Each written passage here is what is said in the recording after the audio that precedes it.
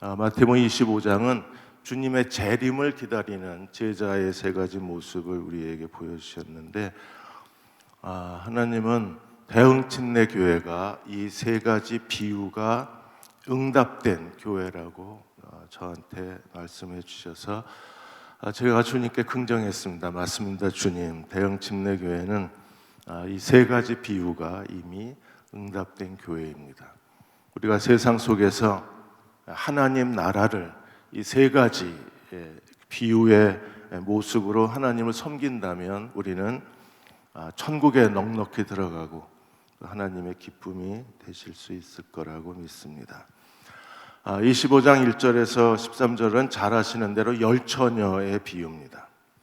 그리스도가 다시 오실 때에 어떤 일이 일어나는가, 이 세 가지 비유는 천국은 마치 무엇 같다 이렇게 설명을 하셨는데, 그 첫 번째 천국의 비유는 우리가 주님이 다시 오시면 제일 먼저 어떤 일이 일어나나요? 천국에 혼인잔치가 열립니다. 그래서 예수님이 신랑이 되시고 그의 몸된 교회가 신부가 되는 거예요. 다 예수 그리스도를 믿고 구원받으셨습니까? 우리가 그분의 신부예요. 그래서 주님이 재림하시는 날이 결혼식 날입니다. 하늘에서 결혼잔치가 열리는데, 오늘 25장의 열처녀의 비유에 보면 혼인잔치에 들어가는 자가 있고 혼인잔치에 들어가지 못하는 처녀가 있어요. 그래서 지혜로운 다섯 처녀는 누구고 미련한 다섯 처녀는 누구인가를 함께 생각해야만 합니다. 하늘의 혼인잔치에 대해서 계시록 19장 9절에 이렇게 말씀하셨습니다. 천사가 내게 말하기를 기록하라. 어린 양의 혼인잔치에 청함을 받은 자가 복이 있도다. 내게 말하되 이것은 하나님의 참되신 말씀이라. 어린 양의 혼인잔치에 청함을 받은 자가 복이 있도다. 우리가 그리스도를 믿고 구원받은 모든 사람들은 어린 양의 혼인잔치에 청함을 받은 사람들입니다. 잘 아시는 대로 유대인의 결혼은 세 단계로 이루어져요. 첫째가 약혼 단계입니다. 고대 사회에서 유대인들도 우리 한국처럼 아버지들끼리 혼인 약속을 해요.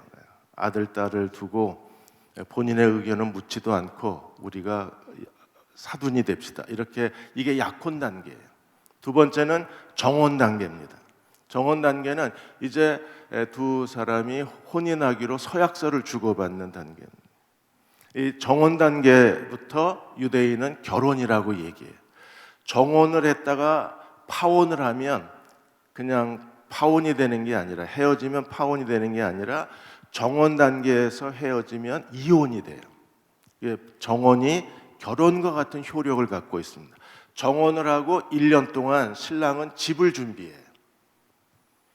그리고 집이 준비가 되면 1년 뒤에 어느 날 그 신랑 아버지가 신부를 데려오라고 허락하는 날짜에 신랑이 친구들과 함께 신부를 데리러 갑니다.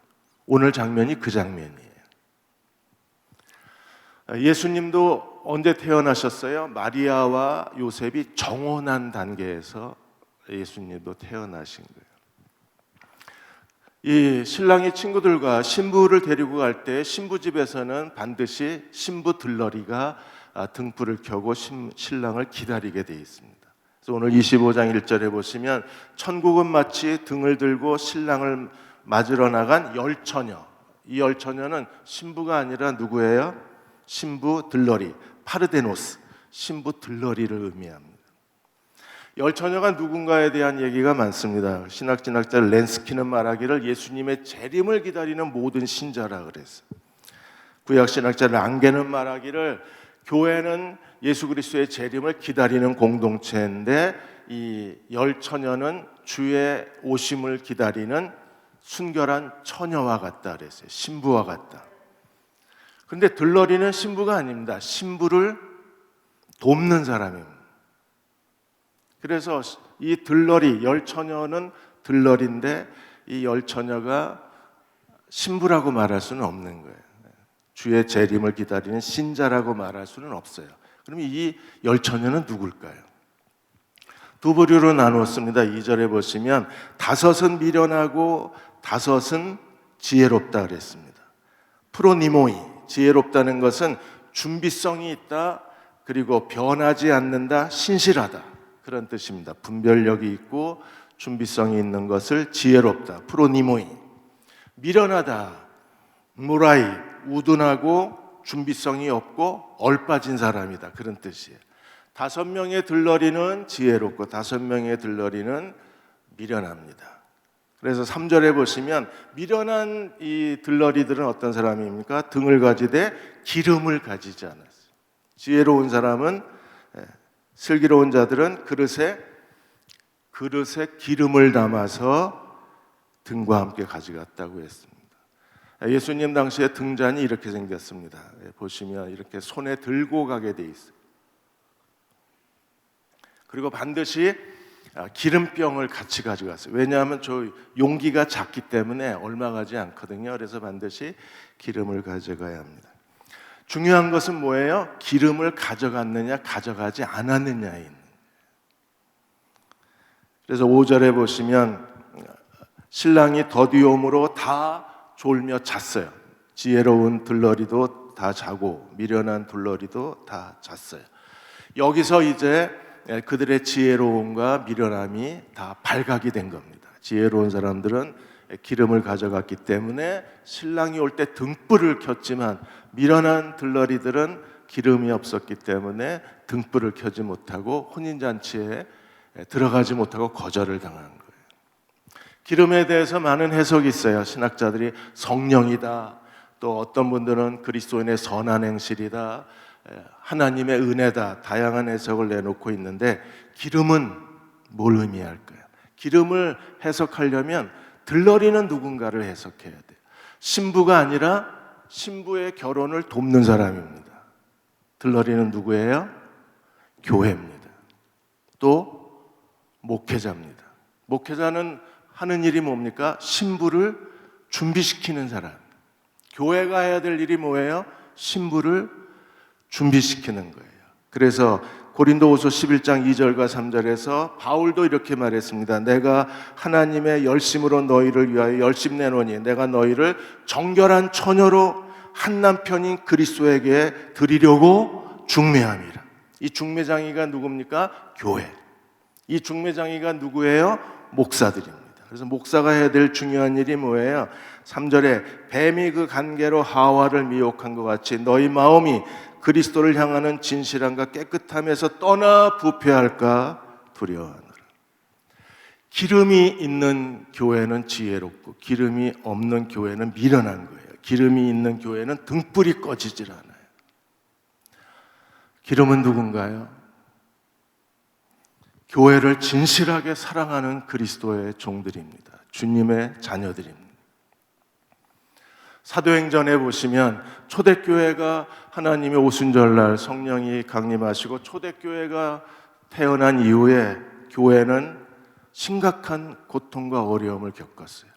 베드로와 요한이 산헤드린 공회에서 재판을 받고 매질을 당하고 감옥에 갇히는 어려움을 겪었습니다. 스데반이 죽고 그로 인하여 예루살렘 교회가 대박해를 당하고 예루살렘 교회가 전부 예루살렘을 떠나야 됐었어요.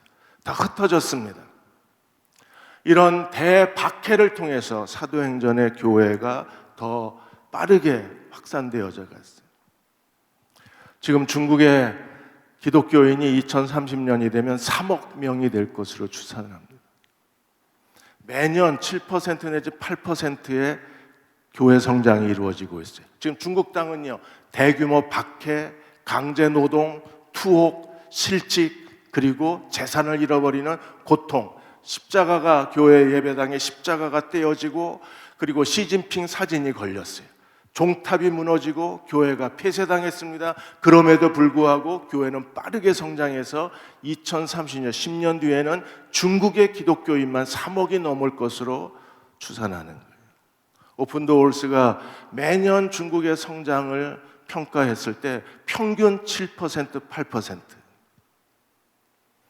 교회는 박해를 먹고 자랍니다. 교회는 고난을 통해서 성장합니다. 교회는 시련을 통해서 하나님 나라를 확장시키고 있는 대형 침례교회 2번이나 큰 어려움을 겪었습니다. 웬만한 교회 같으면 교회가 문을 닫았을 거예요. 아니면 교인들이 다 흩어졌을 겁니다. 그런데도 그 어려움을 이겨내고 우리는 여전히 대형 침례교회 예배당에서 이렇게 하나님을 예배할 수 있는 것은 이 교회에 기름과 같은 성도들이 있기에, 교회는 등불이 꺼지질 않는 거예요. 어느 분하고 대화를 나누면서 70년의 역사를 가진 교회, 이 70년의 역사는 그 어떤 것으로도 흉내낼 수 없다고 말했습니다. 평생을 이 대형 침례교회와 함께 하나님을 예배하고 하나님을 섬긴, 마음을 다해 그리스도를 사랑하고 그의 몸된 교회를 사랑해서 그 교회를 끌어안고 시련과 피범벅이 되고 진흙탕에 뒹굴고 시궁창에 빠지면서도 주님을 사랑하고 그의 몸된 교회를 사랑하고 주님을 섬긴 그 사람들이 있기에 대형 침례교회 등불은 꺼지지 않는 거예요. 저는 그분들을 봤어요. 여기 계신 여러분 한 분 한 분이 바로 기름과 같은 분들이셨어요. 여러분이 있는 한 이제 대형 침례교회에 그런 어려움은 없을 겁니다. 폭풍처럼 몰아닥쳐서 모든 걸 다 부셔버릴 듯한 그 고통스러운 시간 이제는 없을 거예요. 사랑하는 교우들이 믿음과 인내와 헌신으로 그것을 견뎌내고 대형 침례교회 등불이 꺼지지 않게 한 여러분들이 계셨기에 하나님은 이 교회를 통해서 그분의 선한 뜻을 이루시라고 확신합니다. 그분들이 지혜로운 사람들입니다. 목회 데이터 연구소에서 1월 12일에서 15일까지 1,000명의 교인과 비개신교인들을 대상으로 설문조사를 했어요. 한국 교회에 대한 신뢰도가 32%에서 1년 동안, 코로나 1년 동안에 21%로 줄었습니다. 이유가 어디 있어요? 코로나19 제일 먼저 터지면서 신천지, 그리고 8.15 광복절 그 집회를 통해서 사랑제일교회, 그리고 최근에 3차 유행의 열방센터, 그리고 IM 선교회, 교회에 대한 신뢰도가 점점점 줄어들어가고 있습니다. 실제로 개신교로 인하여 기독교 종교단체로 인한 감염률은 전체 11%밖에 안 되는 10명 중 1명입니다. 그런데 사람들이 생각하는 교회 때문에 코로나가 확산되고 있다고 착각하는 사람들이 44%. 4배로 생각을 하는 것. 왜 그래요? 언론이 집중적으로 이 교회발 감염에 대해서 보도하고 우리가 또 일부 상식이 없는 행동을 했기 때문에 세상의 비난을 받는, 등불이 꺼져가고 있습니다. 그러나 정말 주님을 사랑하고 그의 몸된 교회를 사랑하는 그리스도의 종들이 있다면 등불은 꺼지지 않을 겁니다. 대형 침례교회 이제 마지막 예배를 드리면서 제 가슴을 뜨겁게 했던 분들이 바로 그분들입니다. 기름처럼 등불이 꺼지지 않게 해주셨던 충성된 분들, 주님께 신실하신 분들, 한 분 한 분 그분들께 다 감사를 드립니다. 하나님은 다 아시고 그분들을 통해서 대형교회의 등불이 꺼지지 않게 해주실 것입니다. 두 번째로 달란트 비유입니다. 신랑과 신부, 열처녀 비유. 달란트 비유에서는 주인과 종, 우리는 주인 예수 그리스도가 우리의 주인이시고 우리는 그분의 종들입니다. 우리가 그분의 종인 것을 믿으십니까? 그래서 우리가 예수님을 주여 주여라고 부르는 거예요. 그분이 우리의 신랑이시고 우리가 그분의 신부입니다. 이제 주님은 우리의 주인이시고 우리는 그분의 종입니다. 마지막 때에 종은 주인에게 평가를 받게 돼 있어요. 그래서 예수님은 우리의 심판자가 되시는 거예요. 그리고 마지막에 종의 가장 중요한 그 삶의 결산을 하시게 되는. 그래서 고린도후서 5장 9절에 우리가 주님을 기쁘시게 해야 된다 그랬습니다. 왜 그랬어요? 10절에 우리가 다 반드시 그리스도의 심판대 앞에 나타나게 되어 각각 선악간에 그 몸으로 행한 것을 따라 받으려 합니다. 우리는 주님을 기쁘시게 하는데 온 힘을 다 기울여야 합니다. 이유가 어디 있어요? 마지막 날 그리스도가 우리의 주인이시기에 우리는 선악간에 선을 행한 것이든 악을 행한 것이든, 선악간에 선을 행한 것은 상급이 될 테고 악을 행한 것은 형벌이 될 수밖에 없을 거예요. 선악간에 몸으로 행한 것을 따라 받으려 함이라. 아무도 예외는 없는 거예요.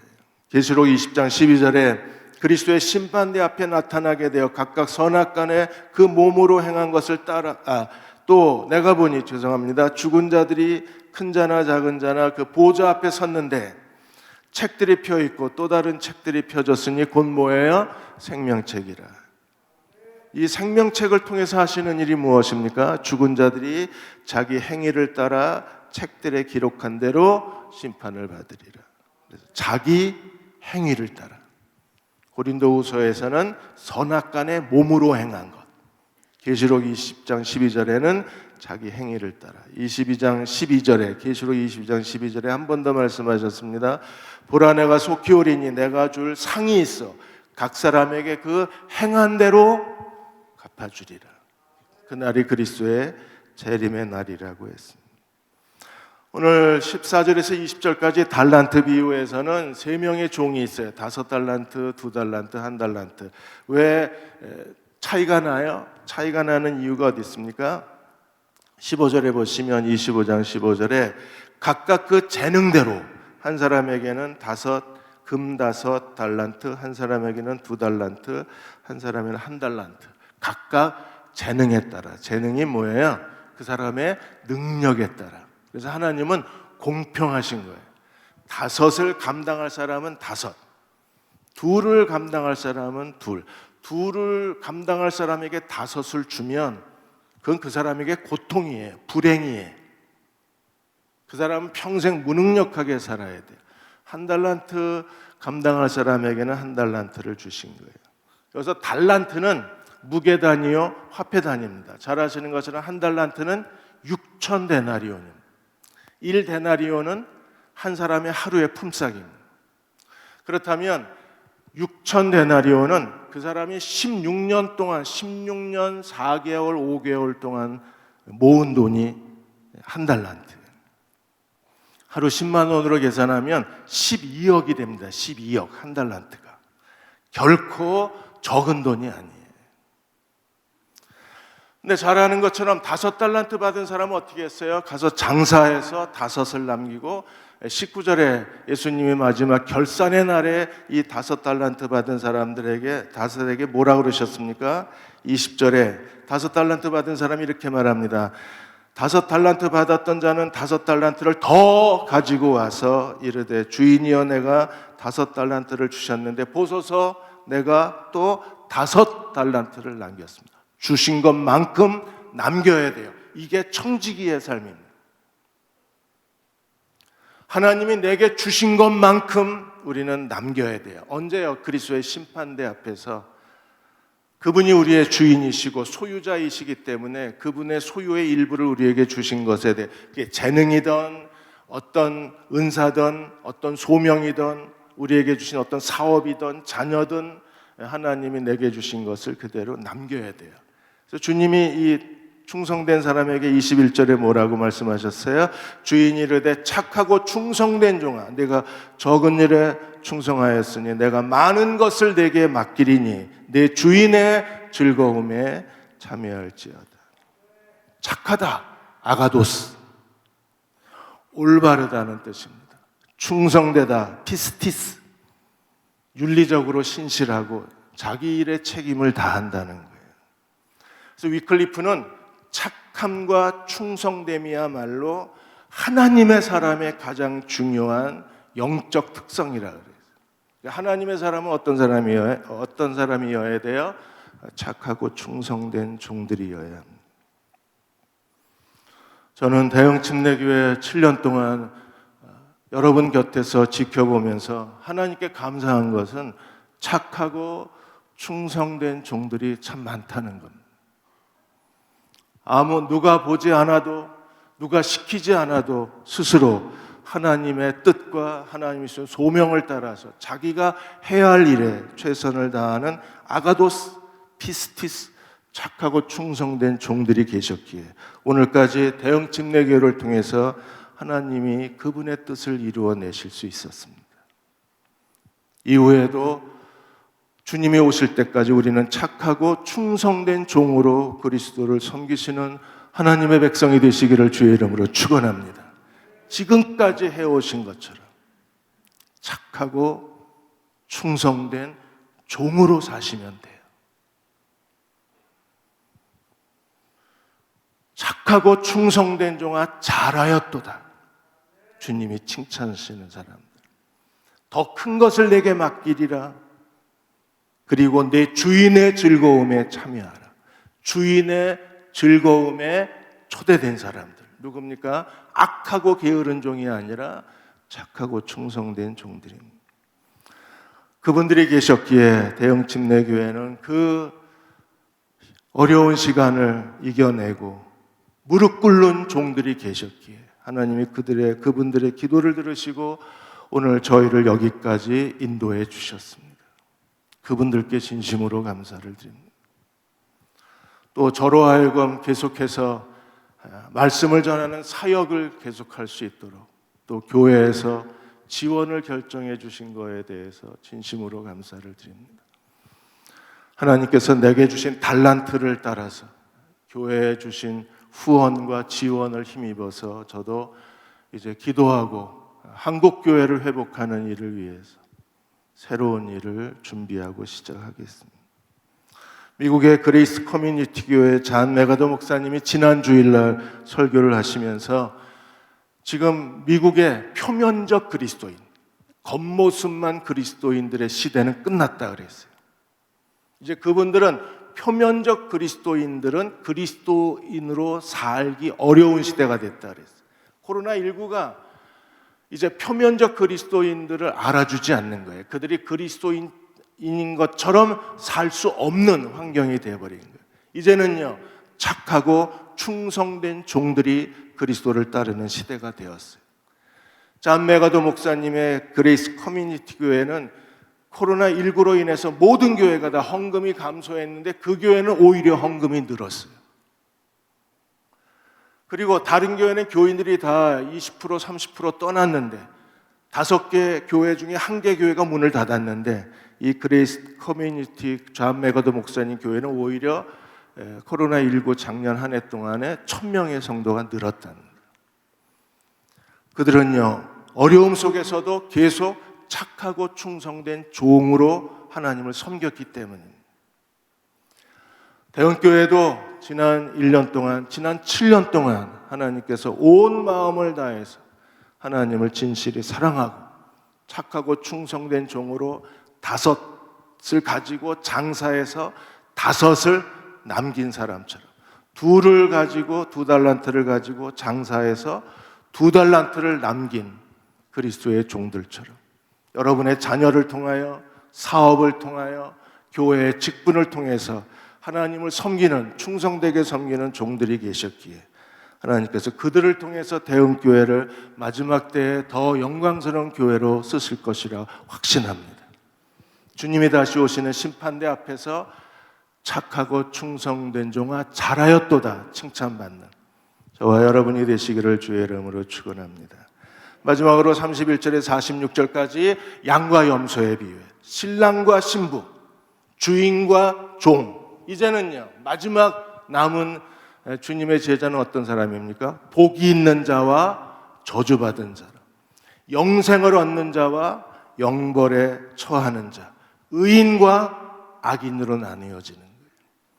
그래서 31절에 예수님이 인자가 영광으로 모든 천사와 함께 올 때 마지막에 그리스도가 영광의 왕으로 오셔서 최후의 심판이 이루어질 때 하나님께서 모든 민족, 모든 나라, 모든 족속을 하나님의 심판대 앞에 모아놓으시고 어떻게 해요?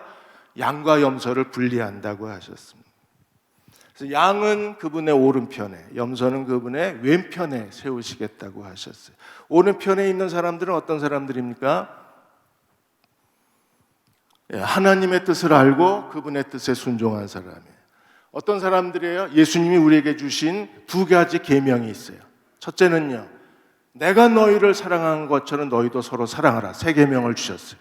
또 하나, 주님이 우리에게 주신 큰 명령이 무엇입니까? 너희는 가서 모든 족속을 제자로 삼아라. 선교의 명령, 사랑의 세 계명입니다. 우리가 주님의 명령대로 순종하면 우리는요, 영생에 들어가게 될 거예요. 그래서 34절에 보시면 이렇게 말씀하셨어요. 그때 임금이 오른편에 있는 자들에게 이르되 내 아버지께 뭘 받았어요? 복을 받은 자예요. 오늘 대흥침례교회에 등록된 모든 그리스도의 지체들이 하나님께 복받은 자이심을 믿으십니까? 내 아버지께 복받을 자들이여 나와 창세로부터 너희를 위하여 예비된 나라를 상속하라. 복받은 자들이여 너희를 위하여 창세로부터 하나님이 준비하신 하나님 나라를 상속하라. 그렇게 되시기를 축원합니다. 근데 또 왼쪽에 있는 사람들은 어떤 사람들이에요? 41절에 왼편에 있는 자들에게 이르시되 저주를 받은 자들아. 오른편은 아버지께 복을 받을 자들, 왼편은 저주를 받은 자들아 나를 떠나 마귀와 그 사자들을 위하여 예비된 영원한 불에 들어가라. 마귀를 위하여 예비된 영생은요, 창세로부터 우리를 위해서 아버지가 준비하신 영원한 불은, 영벌은 마귀를 위하여 예비된 영원한 불에 들어가라. 우리는 어디로 들어가야 돼요? 오른쪽으로 가셔야 돼요. 요한복음 13장 35절에 우리가 서로 사랑하면 어떻게 됩니까? 사람들이 너희가 내 제자인 줄 알리라. 요한일서 3장 10절에 하나님의 자녀와 마귀의 자녀들이 드러나나니 의를 행하지 않는 자, 형제를 사랑하지 않는 자는 어디 있어요? 하나님께 속하지 않았다고 했습니다. 사랑하는 여러분, 지극히 작은 자 하나에게 한 것이 주님께 한 거라 그랬어요. 지극히 작은 자에게 배고픈 자에게 먹을 걸 주고 나그네 된 자에게 잠잘 곳을 주고 병들을 때 돌보고 감옥에 갇혔을 때 찾아가 본 지극히 작은 자에게 한 것이 가장 크신 주님께 한 것이, 지극히 작은 자에게 하지 않은 것은 가장 큰 자이신 주님께 하지 않은 거예요. 대흥교회 와서 놀란 장면, 첫 번째 놀란 장면이 우리 베데스다였었어요. 아, 이 교회는 살아있다 그랬어요.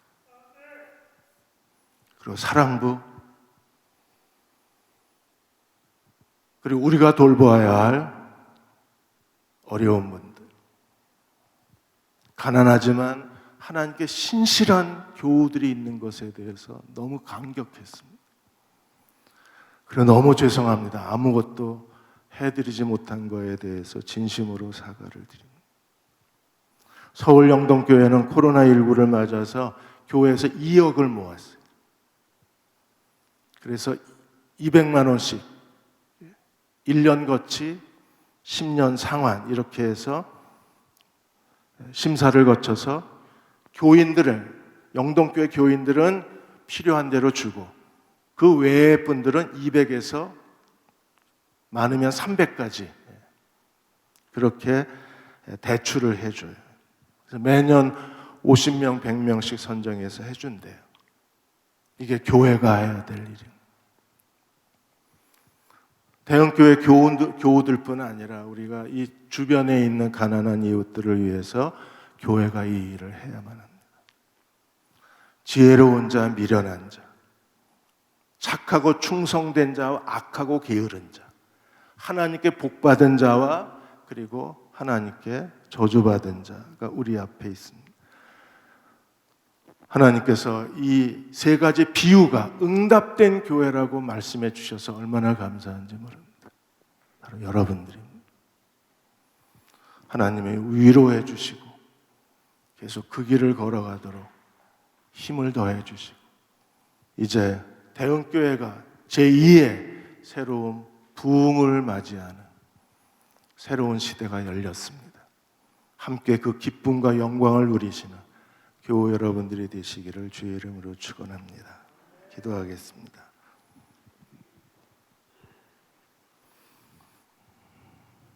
고맙습니다, 하나님. 고맙습니다. 하나님 보시기에 신실한 종들이 이 교회를 지켜왔습니다. 등불이 꺼지지 않았습니다. 착하고 충성된 종들이셨습니다. 지극히 작은 자들에게 베푸르셨던 분들입니다. 축복해 주옵소서. 그리고 정인택 담임 목사님과 또 주님께 헌신된 주의 종들과 함께 새로운 하나님 나라를 세워가는 사랑하는 교우들이 되게 도와 주옵소서. 예수님의 이름으로 축복하고 기도하옵나이다.